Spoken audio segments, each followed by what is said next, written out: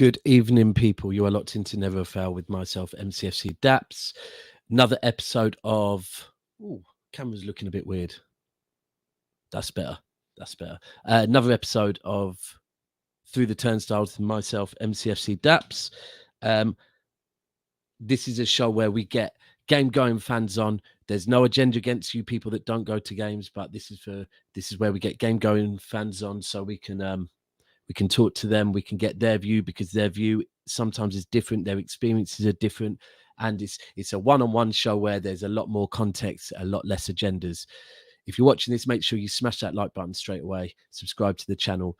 And this week, we have one of my good friends who I do a show twice a week on a gal's channel called Vibes from the Six with. And he's a very, very, very special brother, because I don't think I've ever met anything like him before. Away from football, he is the most genuine, good human beings that I possibly have ever met, let alone in this walk of life. And it's very fitting that we've got him on this week, because it's the FA Cup final tomorrow. No, it is not a Scouser. It is my good friend, Mo. What are you saying, brother? What an introduction, brother. And first of all, thank you so much for having me. Secondly, I could literally say exactly the same thing you said about me, man. And I feel like it's one of those things, man. Like, I don't remember coming across yourself on Twitter and all these different sort of content creation platforms beforehand. But a guy who obviously was doing a show and putting it together slowly, as he started to put it together, you just start to meet people. And honestly, you're someone that I clicked with really well from the first time. As soon as we started talking football, I think we see a lot the same in regards to football, but also outside of football, there's a lot of similarities in our morals, in our way of thinking, and just the things that we feel passionate about. And it's a pleasure to be on the show, man. I'm genuinely excited about this. I'm trying to get my morals to your level. That's what I'm trying to do. But hold tight, Cass. But it is spot on. And I think that the thing is, I think where you and I are similar is this.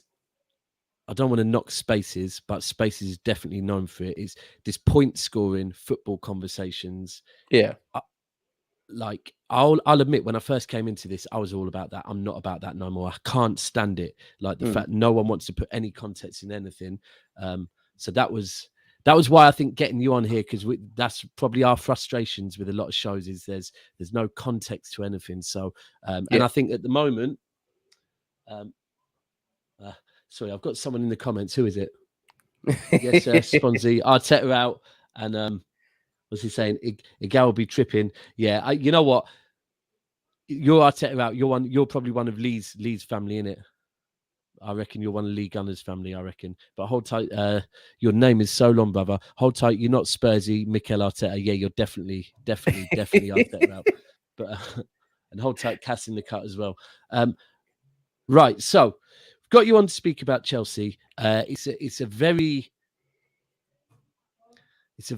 very interesting topic at the moment with everything that's going on. And I think I put this as the title of the show, is if people want to talk about, people need to talk about their own clubs and not try and tell me about my club, because I think that's something that frustrates you massively, right? 100%, bro. I think for me, context is very important when you speak about football. I think sometimes our own biases, and I'm not going to say I'm somebody that's free completely of bias, but generally speaking, I pride myself on being a football fan as much as I am a Chelsea fan. And as much as possible, I try to speak about Chelsea in a manner that applies context, and I try to do the same for any other football club that I speak of. And I try to put rivalries and tribalism aside for a minute, because at the end of the day, yes, we can do all of that. But hey, I go to football games. I go through that every single time I go to matches. Outside of football, I actually would like to develop some sort of respect and some sort of genuine conversations, debates around the beautiful game that we all love. We spend our hard-earned money on going to games. And I think we are there not only to support the team, but also get something out of it. Sometimes that's joy, sometimes that's pain, sometimes it can be all kinds of different emotions. But personally, for me, I just honestly feel like if you're going to speak about any club, speak firstly about your club. Teach yourself how to speak with objective sort of opinion, where you take your emotions out of it, where you take your bias out of it. And if you can do that with your club, maybe there's a way that you can do that also with other clubs. And generally speaking, it's taken me a long while myself. When I was younger, I definitely wasn't like this. I was someone that tribalism would get the better of me, and my biases on how I view football, which was all about winning at all costs. It wasn't about style of play. It wasn't about like all the things that you hear me mention tonight. It wasn't about any of those things. It was just like, did we win? Yes or no? Why did we not win? And if we won, celebrate the win. I don't care how we did it. It's literally, I could not care less type of thing. Now I've gotten to a stage where I'm like, you know what? We've done so much winning, guys. Can we win in style? Can we win with consistency? There's a whole other thing in it. And that is a good place to start, right? Because Chelsea, like, I swear I saw a banner. I actually put it on the thumbnail, I think. Where it says 15 and 15. Is that right? 15 and 15. What trophies? 15, Yeah. So serial winners, right? There's no denying that. Of this generation, like the last 20 years, I think it is you, and then the last 10 maybe is us. But the one thing that I've been thinking about recently is, despite players changing, managers playing, the style of football it's changed, but it's always been maybe slightly defensive. Why do you think that is? I think that's always usually dictated by two things, in my opinion. I think the person that is in charge, the manager, that definitely is someone that would dictate things like this. But do you also, think they're bringing in managers that suit that style of play? Right, exactly. Okay, So that will start to form the type of squad that you develop over the years, and the type of targets that you bring in, and the types of players that you link with, the type of players that you might even give a chance from the academy, which I'll be very honest, up till recently, we weren't great at that aspect of things either, even though our academy has been successful for so many years. We were not taking advantage of that, and it was always like, go spend money, go spend money, go spend money. And it's like, guys, why develop an academy if you're not going to take advantage of the players that you have there, that so that you can save money and then actually be much more selective about who you spend that money on when you go in that window. And it's about addressing things that you can't address your academy players with, or the current squad that you have. I think from the defensive side of things, you have to look at it as it is. I think there are some owners and some people that prefer winning, but they'll tell you they want to win in style, they want to win consistently, they want to win at all. Like, do you get what I mean? They'll tell you all of these 100%. Things. They'll put the money behind it. They'll understand it's a process. They'll understand that it takes a while for it to kind of come together. But once it does, they can then be a bit more like ruthless with the managers. Our way of becoming successful as a club was much more ruthless. And I, to be honest with you, as a fan, if I said to you and sat here and said I was against it, I'd be lying to you. I was celebrating when we were succeeding, and I didn't care what manager we needed to bring in and out. Mourinho, for me, is the only exception I have where I was attached to him as a manager, because he brought the initial success that I saw at my club, and the most motivated team that was so difficult to beat. I mean, Stamford Bridge, in comparison to now, the first time round, right? The first time round, Mourinho was exactly, yeah. And it was something that I generally was like, this is amazing to see. But when you're a owner that is very much like, if we don't win, you're going, then it pretty much breeds what we're seeing. It's philosophy comes second. Then it's about whatever allows the team to win in the now is whatever you will do. And a lot of the times, let's be frankly honest, when you play attractive football, when you play football that's pleasing on the eye, that is something you put a lot of effort and timing behind it. You can't skip 100%. It. But would you not say so? This is interesting as a City fan, because I'm just thinking, when you're talking about, it was success. It was a success, and they weren't going to the academy and bringing people through. And I look at my club now, and I think, do you know what? Our academy is taking a while to start cooking, right? It's starting to cook now. Also, a fan base takes a while to build up. So the way to build up a fan base, I can tell you now, from being someone that couldn't get a City shirt living in the south of England, to now them selling everywhere because little kids want to support us.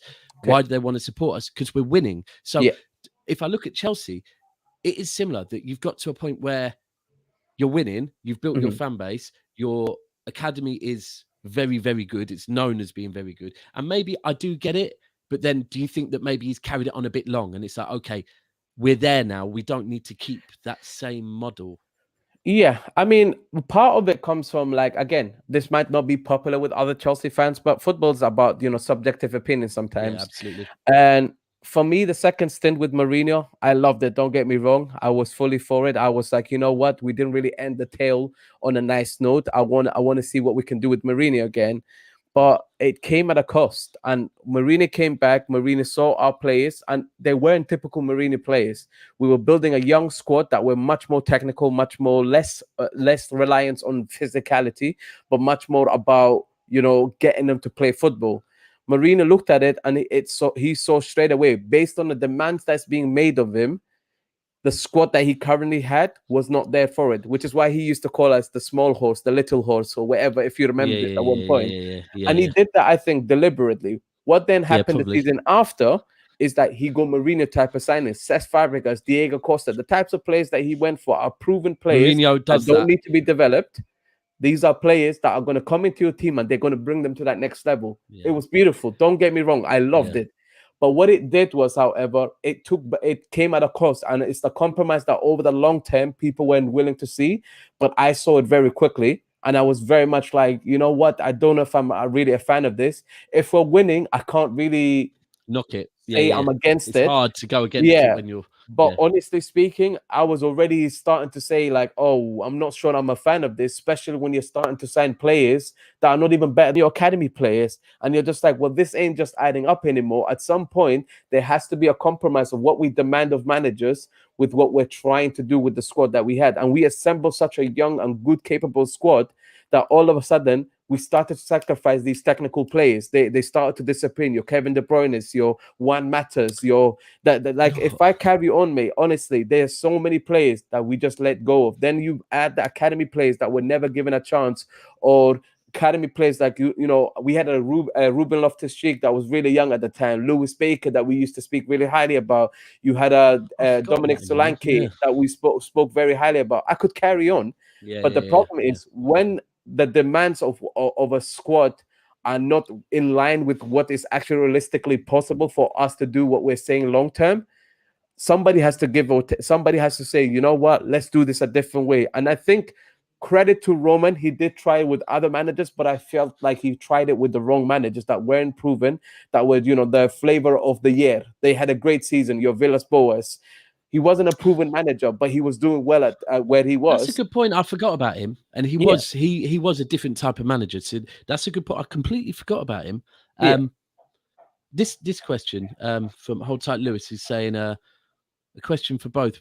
Would you rather a mixed team full of youth and older players, or a team brought brought Okay. with no youth? No, no, no. I think if I could say on this, for me, the one thing that I mean, you can see it the way City fans talk about Foden, the way already we talk about McAtee and Cole Palmer. Yeah, It's very clear. If someone comes through your academy, there's a special love for them. There correct. always will be. Absolutely, yeah. It's not debatable. It's just I think he's look. I think with Chelsea fans, we talk 15 trophies in 15 years.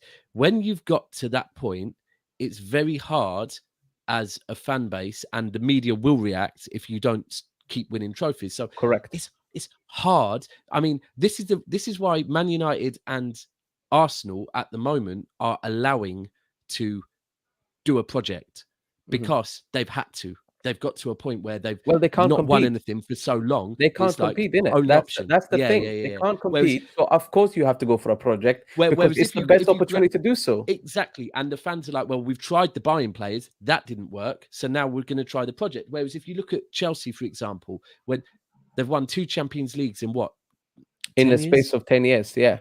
right? And multiple Premier Leagues and some cups along the way as well. And then all of a sudden to just go one day, one summer, go, do you know what? Actually, not going to win anything for a while. We're going to start bringing in some younger players. It's not realistic because the media will be straight on the back, and every single rival fan base will be on the back, and shirt sales will go down and all of that. And then the board will react. So I think, and they wanted to do it with Lampard, right? That is what. They did, but again, this is where they were being unrealistic. Is you have to understand your past actions at some point catch up with you, and it means that that's the problem of whoever your current manager is. Mm, Chelsea Football Club till this day, 2022. I'm speaking about the same thing I used to speak about almost 5, 6, 7 years ago now. right? And what I'm speaking about is when you are hiring and firing managers so much, it means that then you end up signing players and selling players that are suited to those managers, right? Yeah, What do spot you on. end up with? A squad that isn't necessarily suited to any particular Unbalanced manager, and and yeah, it's yeah, unbalanced yeah, right now till this day. It's the same thing I speak about to people. There's a consequence to any action that you take as a club. I'm not here to tell people this is right, this is wrong. Just understand the consequences that come with whatever decisions you make. We as a club said, you know what, the present is what matters. I don't care about the past. I don't really care too much about the future. In the present right now, are we competing? If we're not, whoever needs to go or whoever needs to take the fall for it, will make them pay for it, right? The yeah, problem, however, was that over the long term, we were our own worst enemy. And it's why, till this day, I tell people this all the time. It doesn't matter which club you support. Just look at the actions of your club. Do they yeah, benefit the long-term sustainability of what your club is trying to do? And you, as a fan, do you want to see your club yo-yoing up and down that table, or competitions even, where you're not consistently seeing something that you can be like, you know what? We may not always win, but we're always there and there's about. And in my opinion, City fans have something to be proud of in that regard. They may not always win things, but you know what? They're almost always there in contention, and they're doing it on multiple fronts. That to me is something I've always said my club is totally capable of, but we never prioritized it. And that's the difference between certain clubs. Do you know what? It's very interesting you said that, because, and this is why this show is not just this show, but this show and you as a football content creator, I respect massively. Right, I respect my own show. That's mad. Is what you just said is exactly the reason that Pep said the board hired him. Right, Yeah, last week in his press conference after the Real Madrid, when he was getting the grilling, he said, "Look, never did the board say to me, I had goals to win the Champions League, to win the Premier League. My God, what they said they wanted from me is to be challenging in every competition, every single season. And yeah, when I try and have these conversations with people on shows, I get shows have to move quickly and whatever. But it's like, let's be clear, that has happened. And when people say, 100%. oh, but you were winning trophies under Pellegrini and Mancini, right? Under Pellegrini and Mancini, we won 4 trophies in 4 years, 1 per year, right? Pep came in, and within a season, we won 3 in a year, while also competing in the other one. And it's the Correct. same every single year. So what he said, everyone's like, oh, that's just a cop out. And it's like, no, if you go and look at what he has done, Yeah, that is exactly what he has done. yeah, And yeah, we don't win them all. This year, we might only win 1, right? Last mm. year, we won, I can't even remember. Last year we won Carabao Yeah. and Last year you league. won the Carabao Cup, and And the Leicester won league. the FA. 2. We You won won the 2. The league. year before we Yeah. won 3. Year before we won 2. So it's very clear we are competing every year. So Mhm. it makes sense. And I do get, I mean, so for you to pick up on that and say that's what you want your club to do, and I've said even it before. Liverpool fans will deny it, because Liverpool fans used to not try and do it, but this season that's now what Liverpool are trying as well. They're trying to compete on every front, and I think ultimately that is what every club wants to do. You don't want 100%. certain games where you're going, now we don't want this one, we're just going to let someone else play. So I think that's spot on you saying that. So there was just a comment that I saw, and we were Yeah. talking on Roman. Yeah, actually Bailey said spot on. But Yeah. this one from Hold Tight Deals. Do you think Roman Abramovich needs a statue outside the ground? I think for what he's done, this is the problem with football, right? Is if we're saying that with Roman we can't celebrate him as an owner because of the links that he's had in prior times, and I think we need to be questioning this on all scales, like on different, like you can't just do it You with have to Roman question and everyone, then say right? we're going to Yeah. ignore it on other fronts. You can't just turn a blind eye. Personally, for me, he's been the best owner football has seen in a very long ass time. And Yeah. as much as people don't want to agree with that, and as much as people may feel like, difference of opinion in that regard, bro, he's come into Chelsea Football Club and he's taken us into heights we'd never expected. Yeah. We never saw this coming. And honestly speaking, he's bumped in so much money into this club. He's been behind a lot of good causes. I don't always agree with his individual actions. Don't get me wrong. I'm not out here saying to everybody, yo, he's a great human being on and off the pitch and blah, blah, blah. As a football owner, which is what I can judge him on, it's the only link I actually have with him. I think he's been an amazing person for us, and honestly, that is Absolutely. something that he's deserving of. But whether that happens or not, I think Chelsea fans, regardless, will appreciate him. At least that's Yeah, one thing yeah, you can yeah. rely on with football fans. They don't forget I the know they people do. that No, brought no, him. no, no, Yeah, no, no, football no. fans are great And in that again, regard. this is the same thing with City, and it's like rival fans will start trying to pull up dirt on them somewhere. We'll do it on all of them, and it's very true. Listen, if people are going to judge Roman, we're not the government. We don't need to judge Roman on what the government want to judge him as. We can judge it a different way, but then we need to judge everyone else. And I think if you look at most American owners, I mean. It's You fishy, start isn't do it? you listen. If the government started digging dirt on the American owners, I'm sure there's going to be a lot of bodies and a lot of all sorts found. But the other thing you were saying about you lot appreciating what he's done for you, again, I can relate to that. So after the Real Madrid loss, I even had some City fans trying to tell me we needed to question the board, and it's like, listen, I have been through. I actually went through when we got rid of Peter Swales and got Francis Lee in, right? We all thought the grass was greener. And trust me, the grass was already not very green then, and it turned even less green. What these owners have done, not just for us, but for the Mhm. city that we come from, yeah, Yeah. never question them. Never, ever question them because they have, we could have been bankrupt from what the previous owner did. He was taking out loans against the club for players, saying, I'll pay you. And they came in, instantly cleared that, bought the ground we did not own, all the land around it, built the academy, schools, all of that, continually pump money into the community. For anyone to question our owners and Chelsea's owners, um, it's nonsense because we've I seen think it's them. fine. It's fine. Like, bro, like we're not even saying don't question them. If you're gonna question them, question consistently, question across the board.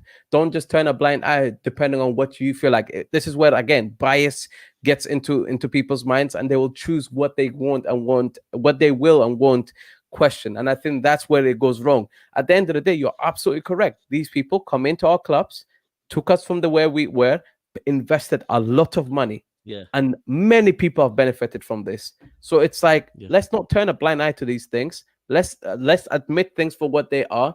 And yeah. I actually think we can be objective about the situation. I'm not gonna say to people like, because you have a difference of opinion, you're an idiot, you're this, you're No, that. no, no, It's just no, about keeping no. it Yeah. respectful and actually saying, you know what, maybe there's more than one way to look at this. Perspective wise, there are different perspectives to be had, and all of them have their own ways in which they can be valid, especially when it comes to the ownership type of situation. I think this is not going to be the end of it. We're going to be No, questioning it won't. It owners won't. It won't. for God knows how long at this Yeah. point. Do you know another person, another group of people that need to thank Roman? They need to thank Sheikh Mansour. They need to thank, sorry, a lot of owners is Yeah, Sky Sports, of BT course. Sports, Talk Sport. Because listen, the amount of revenue these owners, by pumping money into these football clubs, have given your media outlets is insane. So when you question them, think about that as well. Right, the next thing I wanted to move on to is we'll deal with the future later, but I want to talk on Thomas Tuchel first as well because recently there has been a bit of I'd say a bit of a backlash against him. Mhm. I'd almost say even from some fans, if I'm being honest. Sorry, let me just answer this quick. Deals, as an outsider, I hate to say it. So Deals has just asked me, as an outsider, who I think is going to win tomorrow. I'm sorry, bro. I think Liverpool are going to win it, if I'm being honest. But of course, I'm rooting for Chelsea 100%. But look, I'm a mutual, but I've got a lot of respect for Liverpool and the football they play, unfortunately, because I hate them as a club. But right, so on to Thomas. I even feel when some fans of rival clubs talk on him and try and throw shade on him, I almost feel like they don't believe it themselves because Mhm. he's not a dislikable person. And um, this year has been a hard year for Thomas Tuchel, right? A very hard year. I think we for people that don't know, he's going through a divorce, which anyone that goes through that's hard. He's constantly being asked about the owners of the football club, right? Yeah. Which he sometimes can't even talk on. If he can talk on it, he has no control of it. And all this time, he's still trying to manage a football club with players that don't know what's going on next season. So, True. what's your thoughts as a Chelsea fan on Tuchel? Tuchel has been one of the most He's won my respect in every way, in my opinion. I think a lot of times it's very easy to focus on the football side of things, and just kind of look at it like from a footballing perspective. Is he delivering results on the pitch? Is he got the players on his side? Is he delivering on whatever the owners are expecting, etc.? You look at all the madness that this season has brought onto Thomas Tuchel. I think his character is what has shown to me the most. Yeah. And he has been so composed. He has been so honest. He's been direct when he's needed to be, but he's also been very much like a person that's shown leadership skills that I wish some of the people in our board showed, because they left him to be the person that answers all of these questions when he has no answers. Not Yeah. one person was making statements out. There was a time that, bro, there was news coming left, right, center, and it was all coming in the press conference. He was being asked in other press conference much more about what was happening outside of football You can or see his outside of the pitch. frustrations. And it's so frustrating. I'm like, as a manager, you know what his role is. And in real life, when we think about companies like a business, we're not going to go to somebody that is, a senior level or leadership level to ask them what the big boy CEO would know at the top of the business, because they're the ones that have to deal with a lot of the madness. But instead, what happened is the people at the top remain quiet. A lot of it is down to the fact that they weren't really allowed to talk, because anything they can say could be easily used against them. So it meant that Thomas Tuchel all of a sudden is now doing a job far bigger than just being a manager of Chelsea Football Club. I think he's handled it fantastically well. I think the people that are looking for reasons to, paint him as the person that is at fault for everything going wrong at Chelsea, and this is where you lack context. This is where you lack maybe objectivity, and this is where you lack, in my opinion, any sort of level of empathy to understand. Imagine if this was your club or your what a manager word, dealing with bro. this shit. And you know what? And on that empathy one, the one thing I would say as well, and this is where, and I wish people would do this more often when talking on football. I think last week when we'd lost to Real Madrid, and I lost my head a little bit on vibes from the six, and I said, you know what? Yeah, Rightly so, by the way. And I said, Rightly listen, so. yeah, I will get rattled. You know what I'm like. You've come on here to try and rattle me. So, and I am upset. I haven't had much sleep. So I'm rattled, and I will react because I'm a human being, and that is how I react. So another thing with Tuchel is, if you imagine, right, when you're going through something like a divorce, you can wake up one morning and, you know what? Just be in a bad mood. You just don't want to go to work that day. Yeah. For what? You're just like, do you know what? I just want to, like for me personally, when I have them days, I write them off and go, it's cool. Tomorrow we start again. But imagine you have to get up because you're going through that. Go and face the media, who I think most managers will agree they don't want to face the media, but they have to. And then they start asking you questions that you don't know the answers to. You're not allowed to speak on the answers. And sometimes I feel with him, he just looked like he wants to just blow. The one thing I think he handled sensationally was the guys that were coming in to buy you that had a very bad. Oh yeah. And the way he was honest with it and said, listen, if you have a past like that and you want to buy a football club, the fans have every single right to protest against you. Yeah. I'm not saying it's right or wrong. I don't know. But they have every single right. And I just thought, you know what? That shows what type of human being he is to come out and not. Like, there probably would have been some people saying, oh, no, you shouldn't say that. But he was like, no, I'm just going to say it's real. I'm not giving my opinion. I'm just saying everyone has, ultimately, just like what you just said, everyone has the right to. And yeah, so do you think the new owners will keep him on? 100%. It's no doubt in my mind. He's our biggest asset right now. Based on the way the state of our squad, the state of where things are at, there's a lot of work to be done. You would want somebody at the helm that is understanding of the work, but he has gone through the madness of what he's had to deal with. I think going forward, it's actually going to get easier. He's dealt with the sanction. He's dealt with a crazy interview from a striker you spend 100 million on. He's dealt with the results not going your way. He's dealt with injuries being absolutely horrendous. He's dealt with fixture congestion. He's dealt with just the uncertainty of the whole damn club. that I'm like, I'm sorry, but why would I get rid of him when he's shown me such Yeah. quality in leadership? He may not have had always got the result, but the result is not fully always dependent on him. The players No, that are definitely at not. his disposal are just as responsible as the manager. I'm not someone that's going to sugarcoat it for Thomas Tuchel. If he had better players, trust me, I'll be questioning his tactics, his formation, his way of game managing, right? Right now, everything has shown me that everything he has shown me so far has shown me he can do a lot with very little, and he can be very much showing me that he can compete despite dealing with all the stuff that I listed out to you. He's been stuck in that third spot position when, like, let's be honest, our results since December, or even since the beginning of December, have been horrendous. They've looked like a club that's going through a lot, Yeah. and that's what you are going But through. we've not even moved from third place, bro. No, Despite no, no, all of and this happening, I would have understood if we ended up 10th place. If you remember that Mourinho third season in his second stint when we finished 10th, yeah, remember, really bad. it started from our physio being shouted at by him, and that situation leading to a whole dressing room divide and Yeah, all that's of very this true. madness. Before you know it, Mourinho's lost his job. Like, I'm not going to lie to nobody, because of the way our club has been structured for such a long time. We're such a vulnerable club when uncertainty hits or when hard results come. The journalists, sorry, and the media have the easiest time to manipulate Yeah, any information absolutely. going around our club. That is the one thing I want these new owners to really rectify, because it doesn't make the job easier for any footballer, any manager, or anybody that is involved with this damn club. So I want us to improve these types of things. It would be amazing to just see that right now Thomas Tuchel is not somebody you blame, but rather somebody you start to trust and not question, and say, you know what, if you can do this with this limited amount of madness happening around you with very limited control, imagine what you can do when we give you much more resources. And it's not about spending a lot. I think that's where the people are going wrong. Is people think Chelsea needs to spend a lot to keep up or to be able to close the gap. No, Chelsea needs to spend correct. Some of our best signings, Daps, have been not even 50 million. They've been 32 million, 35 million. Some of your best Eden signings Hazard, might actually be N'Golo academy Kante. players. Say again?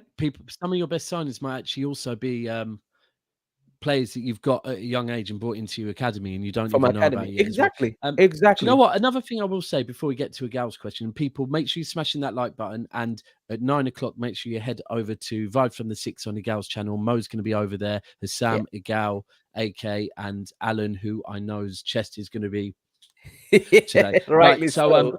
Rightly so. But one thing I'd also say, you spoke about like what he's going through. I think another thing is that you have to think, right? He's learning, because I've witnessed it with Pep. Even little things like the way Pep deals with the media. Yeah. He deals with it different to how he used to. And these are things that, and other things, like a bizarre one this year I saw, is the way we played against Liverpool at Anfield was different. Like, it was like nullify the crowd, like Pep's realized. So Tuchel's still learning. Now, Igal, you just asked, do I think Tuchel is a world-class manager? I mean, world-class is a conversation that confuses me, because what does world-class mean? Like, look, all I would say about Thomas Tuchel is he's won a Champions League. Okay. So I've got to respect that. I'd be an idiot if I came on here as a City fan and didn't respect that. He's showing his ability to handle very difficult. You know what? I put him as a top manager. If Manchester City, when Pep goes, I would not pick him over Pep. Let me be very clear. I would not pick him over. I would not pick him over Klopp. However, after those two, he'd probably be my next pick in the Premier League. That's one thing I can be certain of. So yeah, I can't stand it. I hate polls. Which one you prefer? So I think it's an easy question to answer as well, in regards to, at the end of the day, what you consider world class can sometimes be subjective. But let's be frankly honest. You just have to look at his CV. His CV already speaks for itself in terms of the clubs he's managed. I think one thing that's being held against him right now is that the style of the way that we play isn't necessarily something that is always and consistent nor effective. So what people want to do is straight away say, "Oh, by the way, I don't think Thomas Tuchel is an attacking manager or a world class manager, because they rather speak against it. And the Yeah, reason they do so is because they think it's a reflection of him. It's a reflection of the players that he has at his disposal. Let me yeah, get this right 100. to you guys, and I'll explain this to you lot. How many ever times it takes for you to listen, because Arsenal fans know this themselves. When I speak to them about Arteta between the difference of this season and last season, do you know what they tell me? Oh, he's got players that are more suited to his style. Therefore, that's why we play better. It is Arteta's credit, but he's identified them. Da da da da. I said, cool. Why can't you apply the same logic to other managers? Because I've looked at Yeah. Pep without the players that are suited to what he wants. Guess what? The performances ain't the same. No, they won't. Same They thing won't. for Klopp. So I'm like, please understand what you're speaking about, and Context is a beautiful thing, bro. context You is never not needed, allowed man. it. I Yeah. don't know. I feel like the question for me is just an unnecessary question, because what are you trying to get out of it at the end of the day? What sort of thing? Because at the end of the day, where you either think so or you don't, in it.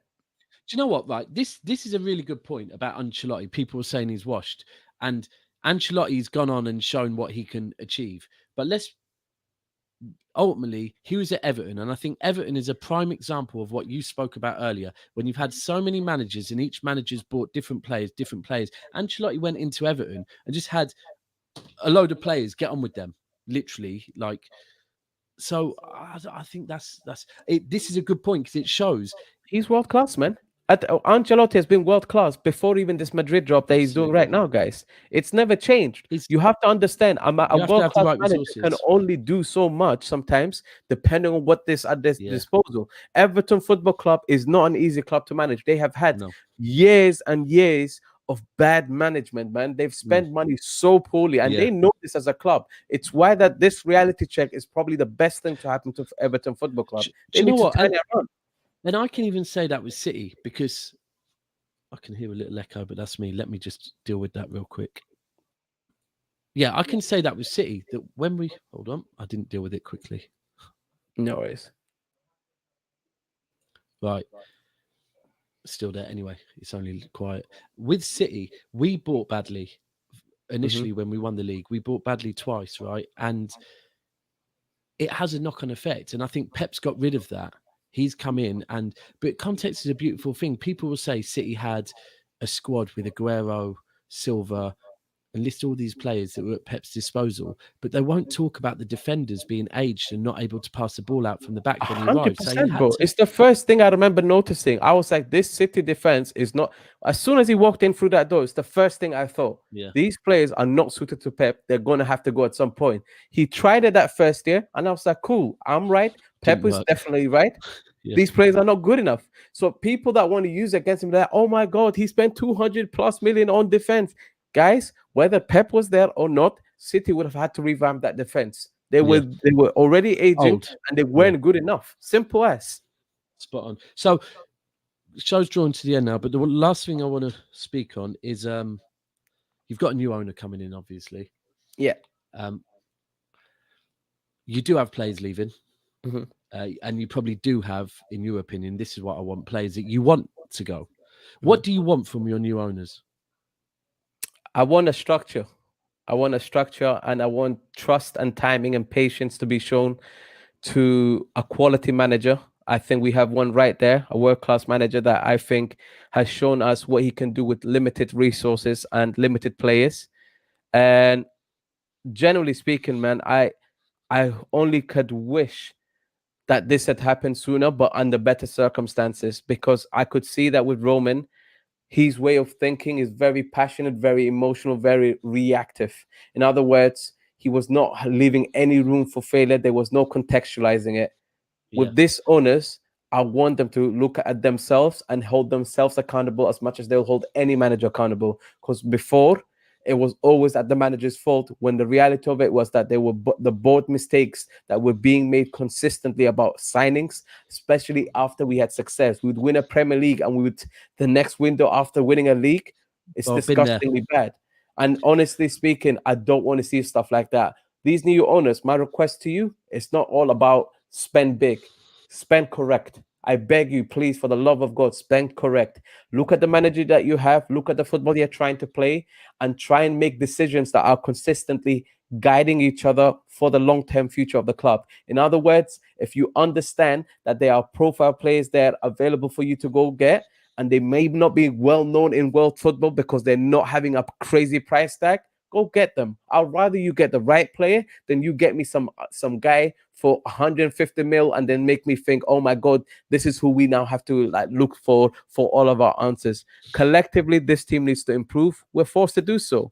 Yeah. Yeah, Do you know what? 100%. And that is the one thing I would say that I love about our owners. So our owners, not our owners, Khaldoon, the chairman, and this is key to a structure. He speaks every year at the end of the season. He gives a kind of open hour-long interview to the fans, and I think after Pep's second year, when we sent Centurions, Yeah. he came out and he said, "Look, we've learned previously when we won trophies, the transfer windows afterwards, we went out and spent big on squad players." And then they don't play because they're not pushing anyone. He said, we've spent our money. Our squad is good now. We don't need 5 players every window. We need 1 or 2 players that will compete and take us to another level. And I think ultimately that's exactly what you said. You like Chelsea last season, if you look at it, your squad was very good. You just wanted 1 or 2 areas addressed. I think at an for elite me, level. I said this to people. For 5 years, the gap between us and first place has been too big. And on average, in the last 5 years, we have finished 26 points behind whoever was top. That is a crazy stat. That's the reality That of is, where yeah. our squad was When you're at. Chelsea as well, to be fair, and the dominance you had in It's the it's kind too of big, man. early, It's embarrassing. And everyone was telling me we won the Champions League. We're title favorites. Everyone was pushing this agenda on me. And I was telling them, no, we are not this level, guys. I'm sorry. I haven't even seen us compete. How do you want me to believe we're favorites for a title that we haven't even competed for before? It made no sense. I knew that it was going to be between Man City and Liverpool, and at best, my team could finish third. I've always had this feeling that this squad was aging, and a lot of them are not actually good enough for the football we're trying to play. That's not to say they're shit players or they're useless. They may be actually more useful to play to other teams that play football that are more accommodating to whatever their style is. We right now need to do a little bit of a reset. We have academy players that have come through. We have players that are we have signed that are actually good enough, in my opinion. We just need to bide our time with them. We will have more academy players coming through. Complement that with the right profile signings in the windows, and generally think long term. What does the squad look like from 2 years from now, 3 years from now? I want us to go on that mindset rather than just reactionary, throw money at the problem and think that's what fixes it. Because Lukaku, in my opinion, he had hard work coming into this Chelsea team, because everyone thought the only thing we were lacking was the finisher, and that was bull. If you watch Chelsea, you would have understood that was not the only thing we were lacking.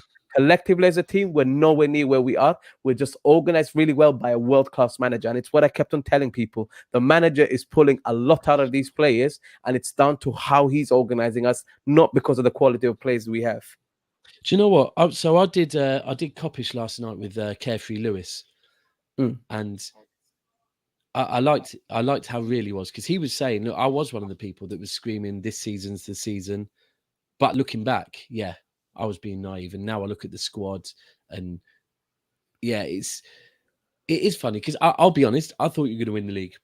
I fell into that trap as well. But yeah, so you just said, and we're going to end on this question because I know you've got another show in about 10 and you probably want to grab a drink or something, the same here. But we're going to do this again. We're going to do this a lot more often. 100%. When you said there's 1 or 2 players that are right at your club, but who are you meaning? There's I feel like there's 1 or 2 gems that you feel are there, but Reece James for me, future of this club, bro. Agreed. Easily, I'd love him at City. I'd love him at City. Honestly, easily one of the players that we need to not only keep him, but we need to build the team around him as well. I think as much as people's opinions are divided, Mason Mount is another player. He's available a lot. I think year on year he has improved. I'm not saying that he always has mind-blowing performances. I think these things come with time. The problem is, I don't know what it is, man. Football is now changed where we're expecting 21-year-olds, 22-year-olds, 23-year-olds to be consistent players, when the reality of it is that those breed of players that are like at that level tend to be the rare ones. Most players hit their peak at a later age, and I think that's Yeah, where I want to bide my time with some of these players. They're young, they're raw in talent, they're not consistent, but guess what? You've built the fundamentals within the whole structure of the team and the back room and everything. You get the right things around this team. Guess what? You build an environment where you can develop players in a healthy manner and you control their development. That's why I appreciate what Pep has done with Phil Foden. And I think more of your youngsters will benefit from exactly the same thing. yeah. Controlled I think they development are. time that is more to the benefit of the team, the manager, and the player himself, because that's the most important thing. If those three things are not to the benefit of those three things, guess what? The media now runs the narrative, and the fans that are going wild run the Yeah. narrative because I they. think that's happened with Mason Mount, because honestly, I'm a big fan of Mason Mount. I'm not going to lie. When Mason Mount plays, I feel like, all right, he might not be a finished architect, whatever the word is, but I see that he seems to drive your play forward. He'll Mhm. he'll run with intention, like he wants to. If you need to win a game, he's not going to sit there and kind of, oh, what way. He'll drive forward with the ball. And you know what, like in American football where people just move the game, I like Mount. I do think maybe, unfortunately, under Lampard and with some of the fan base getting maybe too behind him, it created this monster. And when you Yeah. create a monster, you put them on a pedestal and then rivals just come for them. A bit like Liverpool have done with Trent, because I'm a massive Trent fan. But when you put someone on this pedestal, it's like rival fans will automatically, you're saying he's world class when he's 19 years old, everyone's going to come for him. And he 100%. makes one mistake. And I think the same with Mason Mount. And I think maybe this year might have been good, the way he's played a bit less, because maybe it has taken him a bit out of the spotlight. Because, I mean, if we talk England, I still believe that Foden, Mount, Declan Rice, they're players that I want to see all playing eventually. I think that could be a golden era if managed correctly by club and country. 100%. I think that's what needs to happen. It's that it's also this little bit of narrative that I don't like, where you expect players to be consistent at those young ages. I think sometimes it's okay for them to not be consistent. That lets you know what areas of their game that needs to be improved. Sometimes these things are things that are opportunities rather than things that you can just say, it's nailed on. At the age of 23, this player can no longer improve. No, of course they can. We can literally. That's the whole point of the game. Is that here you'll see areas of their game. Like for me, Mason Mount, when he debuted for Chelsea compared to this moment right now, Mason Mount has come leaps and bounds. He has become a crucial factor to our team. There are other players that I want to mention, but honestly, those two right now, easily the first two I'd mention. And I think there are Yeah. more players that can stake their claim and actually be a big part of Chelsea's future. And there'll be more players that are in the academy right now, but maybe 2, 3, 4 years from now, those are the players that will come in and they'll stake their claim. So I look Yeah. forward to it. The way I'm looking at it is, this is basically an optimistic way of looking at it, I guess, is that I'm looking at the future with optimism in terms of the fact that the club is now going to have to try and get things in order, build a structure, have the right manager, give the right players the right time, sign the right players. These are all things that you do where you don't want to also waste money. And I think these new owners, although they have money to splash, they're very much all about making the club more profitable. They're all very much more about making the club more sustainable. These are things that can all complement each other really well if done correctly. And I think we can. Yeah, I think you're spot on. And I think it might be the right time, because you have been successful. Like, let's be Yeah. very clear. Anyone that tries to, sorry to the Arsenal fans in here, I get you had this period where you got 3 Premier League trophies. But Chelsea have been the most successful club in London by a mile over the last 15, 20 years. 15 years, I'll go with, just in case my maths isn't great. But yes, I'll be honest, the style of football maybe to some Chelsea fans is like, we want better now, because we're getting trophies week in, like season in, season out, predominantly. We now want that style of football. We want what Pep is bringing at City. The difference is, if you look at Man United, they've got a lot to do. Your new owners don't have much to do. They're coming into a club that is, you've got a squad. You've got a lot of you. I mean, Gallagher, man. If for me, Gallagher wins Young Player of the Season. Chelsea have to take him back. I believe they will take him back. That will be exciting. Him and Mount together could be very exciting. I'm a big fan of Kovacic as well, by the way. I think he's massively underrated. Reece James, look, the only bit of me, I did not want you lot to hold tight FC City. I did not want you lot to go into administration. I don't wish that on any football club or any football fan. However, the one thing I would have took from that would have been Reece James, because I think for me, people say City need a left back. I think it's got to a point now where we've got Cancelo is better on the left. Zinchenko and Ake can do a job over there. Walker's legs are starting to go. And I actually think, you know what? We need a right back urgently. And Reece James would be the perfect, because like Walker, he's a good defender, but also good going forward. So he would have been the perfect, and I think Pep would have snapped him up. But Chelsea's a club that if it was someone like Arsenal, I think, you know what, we could go and put a bid and get him. It's not even worth flirting with it. It's Chelsea aren't going to sell to City. So it's, I think, and he's a Chelsea fan. He wants to be Chelsea captain, bro. I've heard that. There's ambitions there for him. So that's why I want the club to structure things properly, man, because you do that, guess what? You're going to attract the right players. You're going to be able to produce the right players. And I think you're going to be able to keep the right manager as well. Yeah, 100. Right, people, we're going to wrap this up because we've both got shows to get to. So, so Mo, firstly, tell people where they can find you, please, brother. And I'm on Twitter at Mohammed Idle, and it'll be either in the comment, in the description, sorry, and at some point. It is in the description, Yeah, it's going to be in the description, guys. Find me on Twitter. That's probably the best way to find me. And when I have the time, I do a podcast on Sarcasm City called Ballers at the Bridge, where we talk all things Chelsea. Sarcasm. And also, you can find us on Vibes from the Six, which I'm about to actually go on EGTV. And we do that either on Thursdays or Fridays for the first show. And the second show is always on a Sunday. And join us there, man. It's all vibes. It's all good fun. And people of different teams support different teams, having a little bit of banter, having a little bit of footballing conversation. A little bit of footballing conversation. It's violence. Listen, people, if you like banter, you like violence, and there is football. It's a sensational show. It goes off every single show, not even every single week. Hope you have a good show. I wish I was there today because I could just kick back and watch Alan on absolute smoke. I know Alan is going to be so shameless.